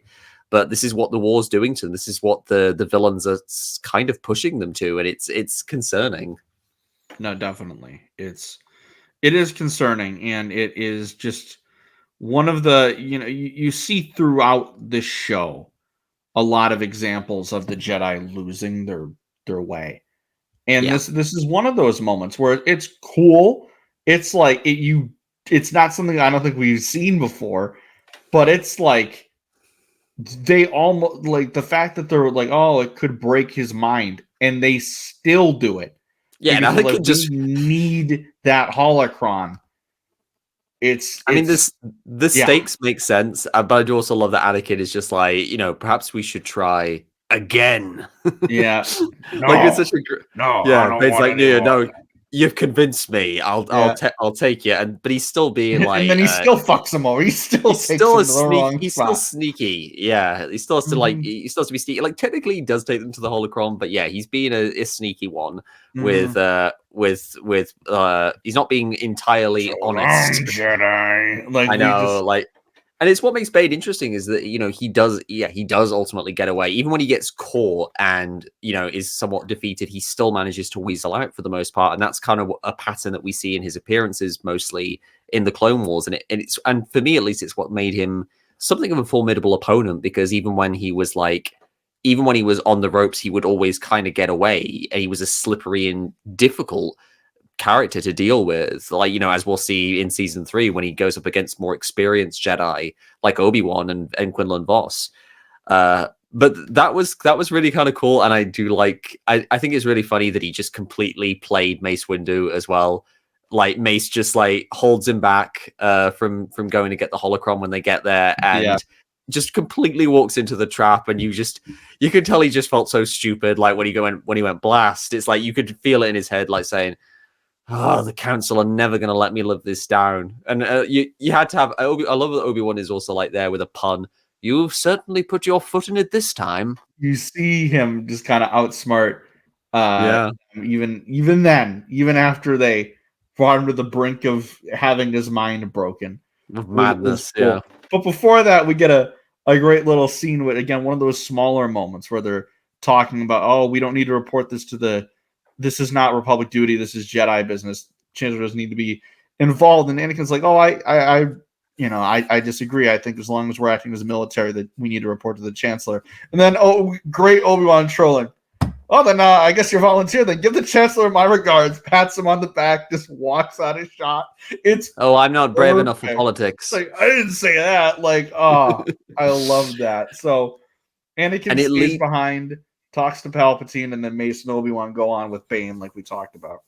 And it leads into like a brief scene with Palpatine that's also just really kind of like very ever so slightly chilling. Of like, him and Ahsoka go to see Palpatine, and there's that scene where Palpatine looks over at Ahsoka and just says, "Excuse us, young one," and just shuts Ahsoka out. And it's just this really sad premonition of what is sadly going to happen. That Palpatine shuts Anakin off from all those that he loves and just takes him away from like any source of comfort other than the falsehood of his own. And you get like a really cool callback to the Phantom Menace where they're both standing by like the sunrise of Coruscant. It looks Palpatine, so good. It looks so good. And Palpatine just puts his hand on Anakin's shoulder. And I was like, oh, that's such a chilling callback, because he's literally filled the role that Qui-Gon was supposed to have. He's the father figure that Anakin has right now. And he's just continually twisting that to his advantage. Even here, like you can almost hear the delight in his voice as he like just like says, "Oh, you think there was another Sith Lord involved besides Dooku?" Like all the while he knows what's going on, but he's just slowly twisting Anakin's will. Yeah, no, that's great. And another thing that I love too, that's rather small, but it was the way that Anakin and Ahsoka pieced together that the kids were on Mustafar. He was like, oh, his flight patterns were erased, but his fuel records are still there. And Ahsoka mentions, oh, there's a lot of ash on his ship. And he's like, casually, like, oh yeah, Rhodia, Mustafar, Naboo. And Ahsoka's like, wait a minute, hold on, Mustafar. And it looks great. It looks fantastic. It's still like kind of jarring to see pre-Vader Anakin on Mustafar. I know they just casually drop it into this episode, and it's like, just casually like season 2. Oh yeah, we're on Mustafar. I'm not ready for Mustafar. Yeah. Mustafar is reserved for scenes of emotional pain. Like exactly. I'm not sure I'm ready to go there yet, but yeah, it looks fantastic. I love how they just captured the kind of look of it like perfectly, and the facility is very cool. Really fits with the look we saw in Revenge of the Sith, and those droids are a little. They're a little off. They're very creepy as well, like with the voices and stuff. So when we get Sidious's hologram looking over the kids, they're going to give them a surgery to make them dark side spies. Yes, little ones, come to me and serve my purpose. When they went to Henry Gilroy, like, write something. Give me the most evil sounding thing you can ever do. So not only do they have like this just straight up haunting shot of Sidious's hologram just lurking over these cute little babies, knowing what he's going to turn them into. They're like, all right, what are we calling this? It's like, prepare them for the slave conditioning surgery. I don't like it. Like, dude, do you even hear yourself, like, hear the way you sound? Like, you just, like there's got to be a point where at least one stormtrooper just did that meme of, like, are we the baddies? He sounds really evil. Like, he's talking about he's talking about child slaves, and, like, I don't really think that's the kind of thing a good emperor should be doing. I think if he used that verbiage when he was talking to Bane earlier on, Bane was like, as long as I get paid. He was like, no, hold on a second. Like, like when he goes to like his local bar and he's just like unloading to like whoever's gonna listen, He he's like, said slave surgery. it's like messed up, isn't it? Like, Mhm. I know I'll do anything for money, but geez.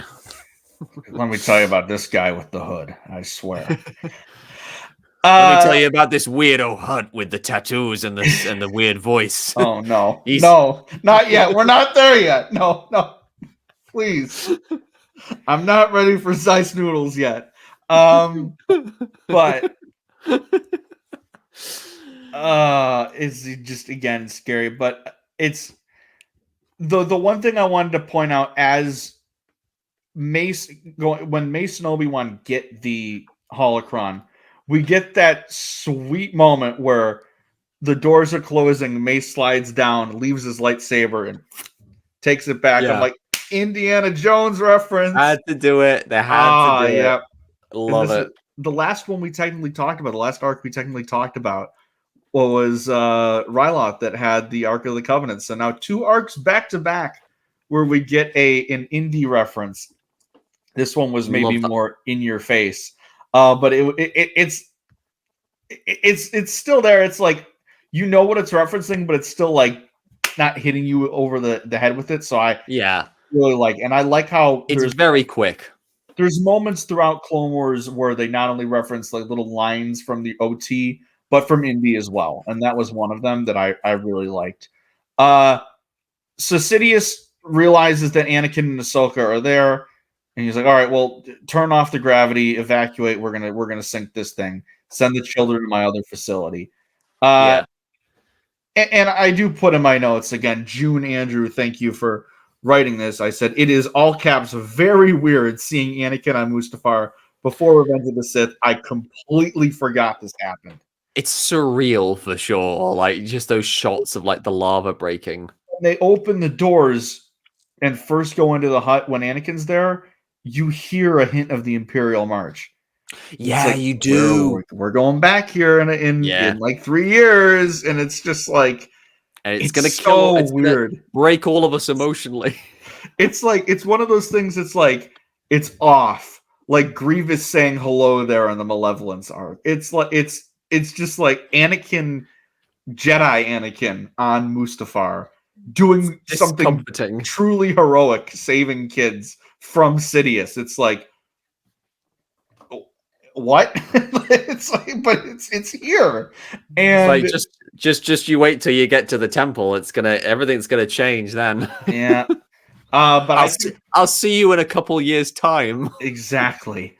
But the fact that this whole scene where they're fighting the doctor droids and saving the kids, having the majority of it take place where the first part is just completely in darkness was kind of chilling, and it added to the just true uncomfortableness of a lot of this episode. Yeah, and they've got like the buzzsaws are just using the poor babies as human shields. It's very grim and very like, like you can see the droids just like going like that with the baby and just like, using them as a meat shield the minute that the Jedi try and get near them for an attack. So like, because even though these droids are like pretty weak in comparison to like Bane and stuff, there's still tension because of the children. So it's there is that tension throughout that scene, even though like there's not nearly as much of a threatening presence as there is with Bane. And you've got the ticking clock of this facility sinking into the ocean. Yeah, exactly. And you've got like the lava like coming through the floor and this facility like breaking apart. It's very cool imagery.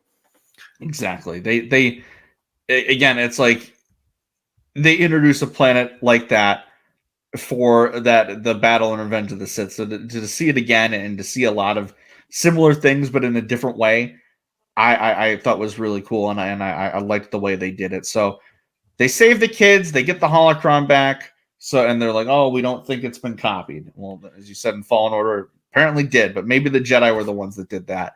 But they were unable to figure out who the kidnapper was, and Yoda says we'll just have to move forward cautiously.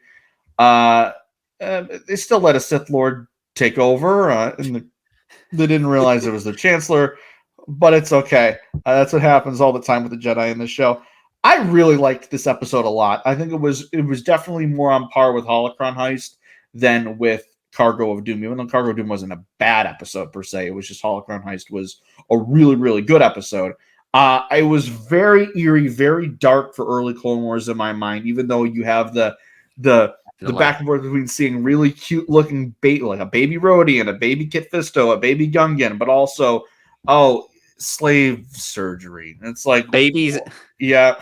Babies and death. That's this arc Exactly. in a nutshell. Yeah. Babies and death. Yeah. Great story. It felt like a race against the time. The stakes felt really, really high, which is again a testament for the storytelling in this arc of like, yeah, no, if this got into the wrong hands, it's all downhill from here. Like so it was weird seeing Mustafar early, but it was a nice foreshadowing. I really enjoyed the arc. I love the heist influences of it. Cargo Doom to me was the weakest of the three by a significant margin, but it had two really strong episodes, and I really loved the direction the storytelling of this show really is going in, starting in the early season. I know season 2 has some rough patches, but so far, I'm enjoying it a lot. I agree. I agree basically with everything you said. Like, it's a great way to start season 2 off, like with a bang.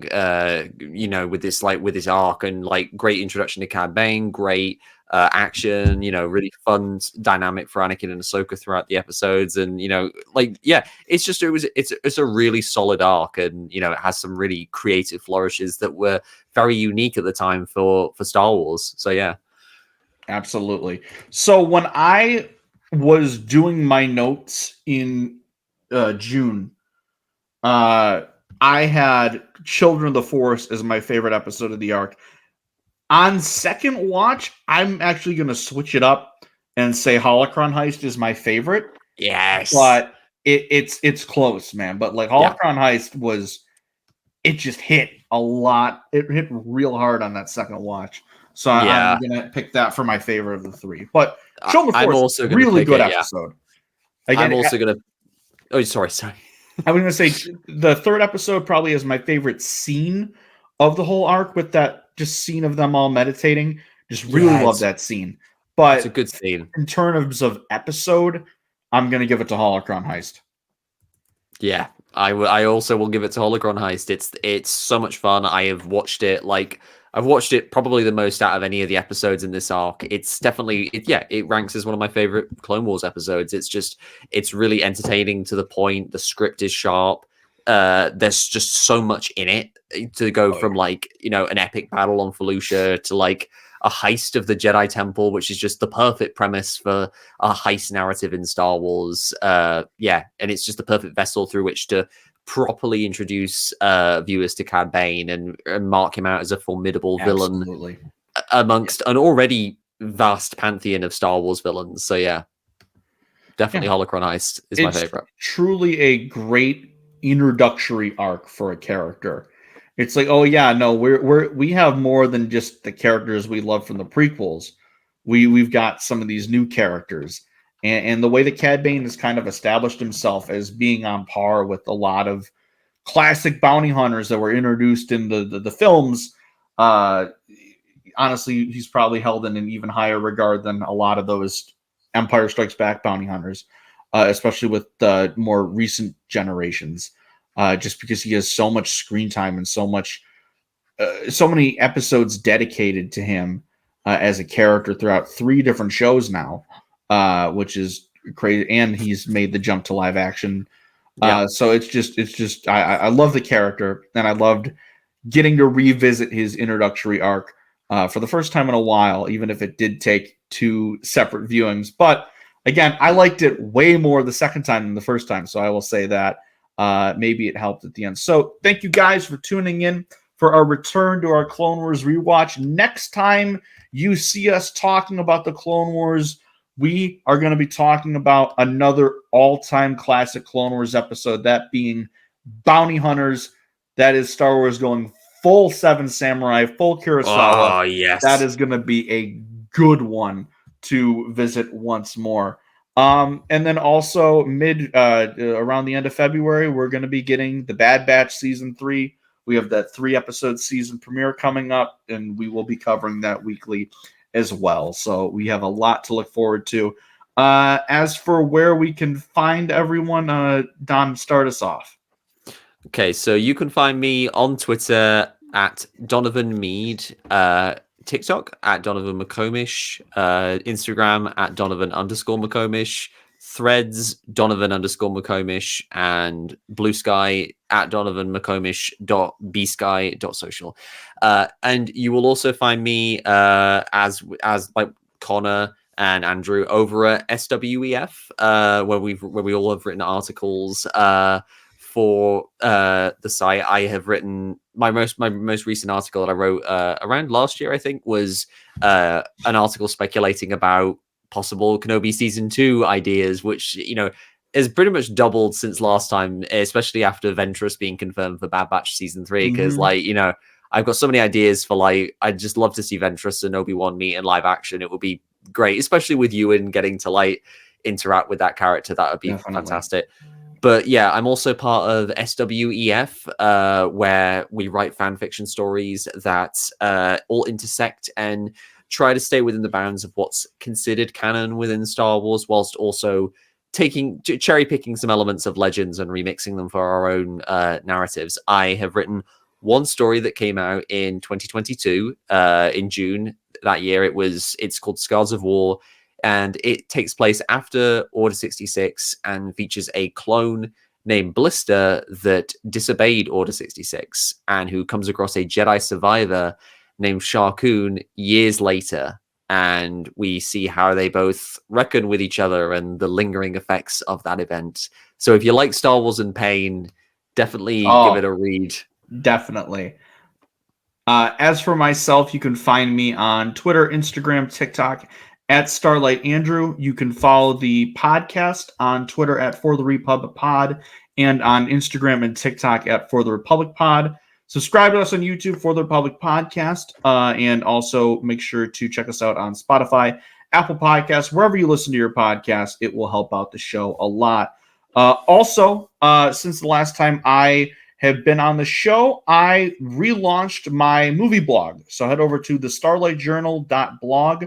I put up my first new piece. I went over everything I watched in the month of January. I have a couple other pieces I'm working on. I'm going to be doing my best of 2023 movies list. I'm going to be going through every single movie I saw in the year 2023, ranking them, and then also any new movies I want to write an article about. I'm going to do that. Seeing Daisy Ridley's new movie, Sometimes I Think About Dying, tomorrow, so maybe it'll be that. So I've been looking forward to that for a year. So I probably will write something on that one. So check that out.